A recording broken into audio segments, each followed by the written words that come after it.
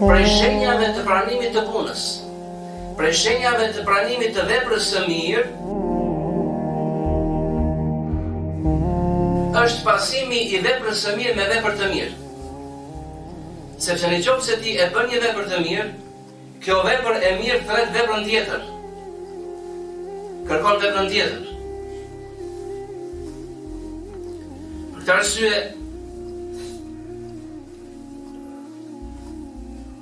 edhe dietarët kanë thënë se prej shenjave të pranimit të veprës të agjërimit, të namazit të natës gjatë Ramazanit, është se ky besimtar dhe kjo besimtare gjejnë atë qetësinë, gjejnë rahatlikun e veprave të mira dhe pas Ramazanit, duke vazhduar veprat e tyre. E nëse jeta e besimtarit, jeta e besimtares, pas Ramazanit